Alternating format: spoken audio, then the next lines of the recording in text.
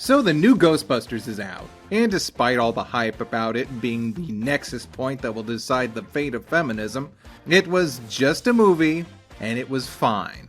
Fine with an exhausted sigh.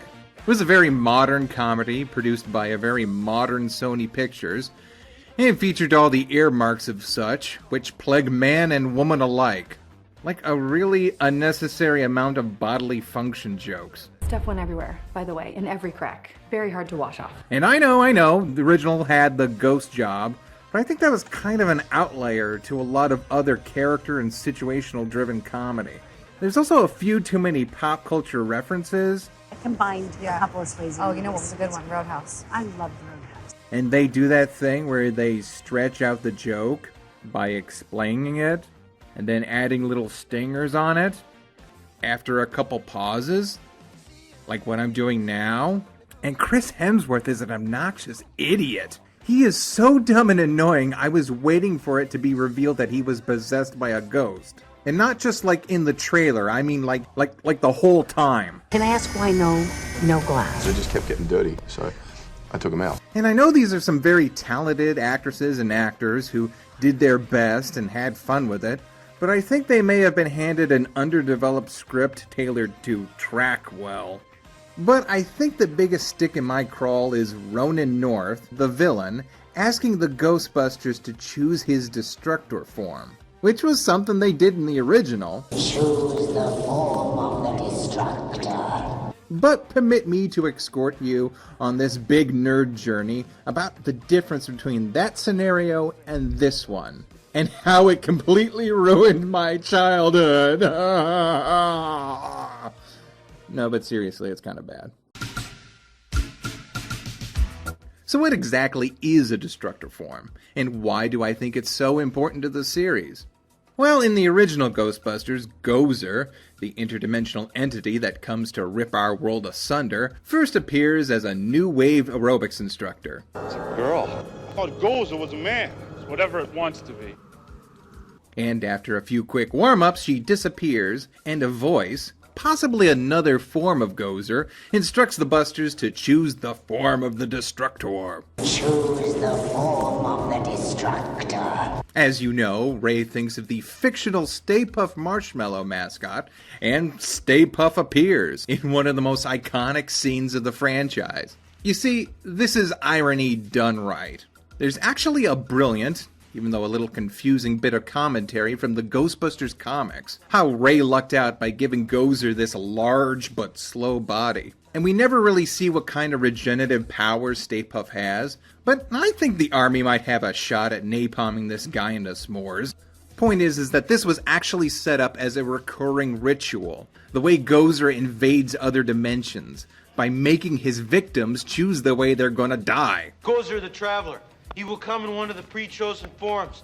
During the rectification of the Voldrani, the Traveler came as a large and moving Torb. Then, he chose a new form for him, that of a giant slor. Many Shubs and Zools knew what it was to be roasted in the depths of the slor that day, I can tell you. Hopefully, thinking of the scariest thing they can imagine. Nice thinking, Ray. We see the idea of the Destructor again, decades later, in Ghostbusters the video game, with Ivo Shandor. Man, what a good villain name. Shandor got a bit of lip service in the movie, claiming he was responsible for forming the cult of Gozer in the 1920s. He was also a doctor, performed a lot of unnecessary surgery.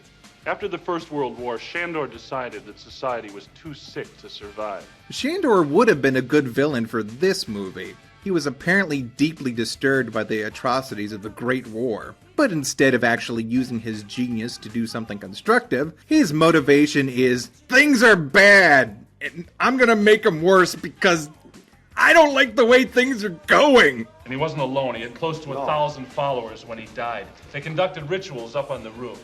Bizarre rituals intended to bring about the end of the world. And given the time period, it's also possible his outlook on women and minorities wouldn't be terribly progressive.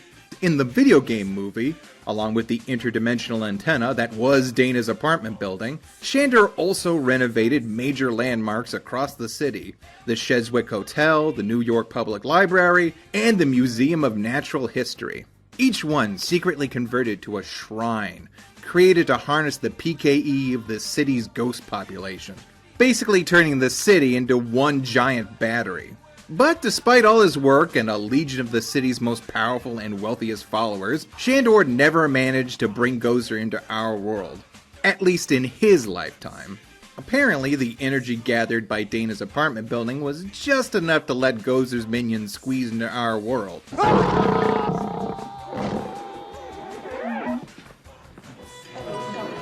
However, after the ancient Sumerian god was defeated by a bunch of nerds, well, 3 nerds and their cool friend, Shandor's ghost was naturally pissed that everything was undone by a bunch of schmucks and their electric Twizzler. And he was also a bit disappointed in his misplaced faith in Gozer.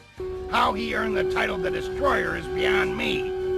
Anyway, I thought to myself, why worship a god when you can actually become one? So he possesses the mayor, kidnaps a blood relative so he can reactivate all the landmarks, and even resummons Gozer himself to do his bidding.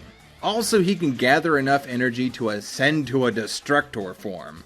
I have chosen. I am the Destructor.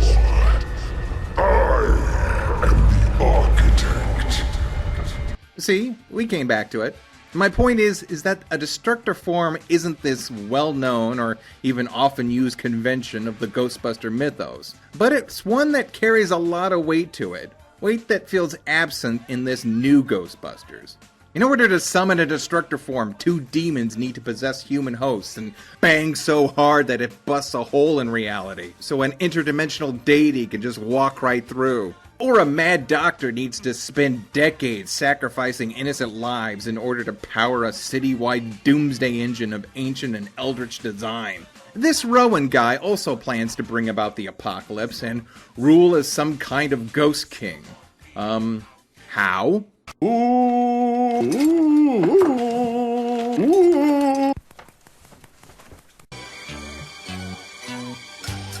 I realize he has these ghost bombs, and he plans to set a bunch of them off in order to bust open a dimensional portal, but how exactly does that benefit him? I mean, I get he's crazy, but even crazy has its limits. Gozer and Shandor actually had minions and clear plans to work towards. It doesn't seem like Rowan is actually in control of these ghosts. You don't like that? Oh, that ticks you off? You know, you always... And his original plan was to open the portal, electrocute himself, and use the ghost energy released from the portal to become a super powerful ghost? How does he know that'll work that way? He has no device to siphon this energy into himself. And even if he becomes a powerful ghost, why would the other ghosts listen to him? Sometimes it makes me feel bad when you second guess me for a process that you didn't participate in. I didn't lock you out. You were in there. Okay. Apparently in an earlier draft, Rowan was a murderer whose execution took place during a freak thunderstorm that supercharged Rowan's ghost and allowed him to control other spirits. That would have been a fine explanation, and we actually have something like that in the Ghostbusters comics. But that still wouldn't explain choose the Destructor bit. The only real explanation the movie offers is that Rowan apparently read Aaron and Abby's research on ghosts, insinuating what we already knew, Rowan is into ghosts. It would have probably been better if, along with their book, they found some older manuscripts about summoning rites and ascending to a higher form in the afterlife. You know, something that would actually clear up why Ronan assumes his plan will work. Because if the Ghostbusters book is the only thing he read on the subject, and from that he has all the know-how he needs to do this, that means the girls have written the anarchist cookbook of the dead. However, there does seem to be an appropriate meta here. He asked the Ghostbusters to choose his Destructor form because he probably read it somewhere that it's the thing you're supposed to do. Kind of like how in this movie the Ghostbusters end up doing the thing when they were told specifically that doing the thing would be very bad earlier on. It happened in the first movie and it's just kind of something you're supposed to do. There's this chain of imitation that led to this point. I need a Destructor form because I'm an interdimensional entity, and I need a physical form in order to destroy your world. I need a Destructor form because I'm embittered by the fact that my plans failed. and so I'm just going to do it myself. Hi guys, check out my Destructor form. It's the logo of the franchise. How ironic. OC, do not steal.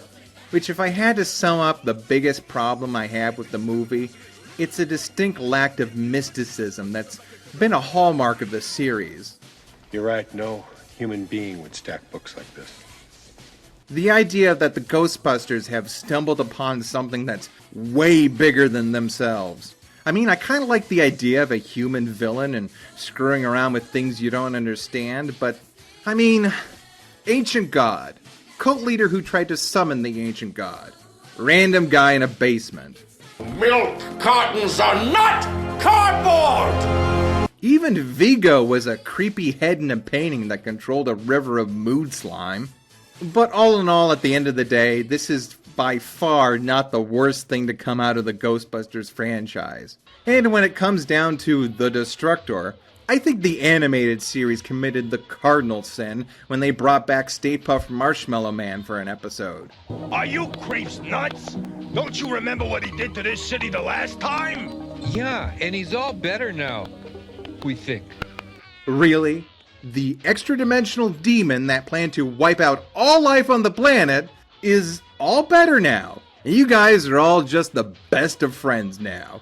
It makes no sense! I can't believe this. This cartoon from my childhood just ruined my childhood! Hey, thank you for watching.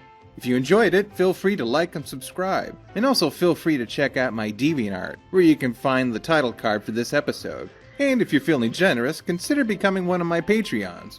Oh, and if you're interested in where I got all the footage to supplement the Rowan North stuff, check out Limbos by Shafted Writers, an hilarious wacky short film featuring Neil Casey.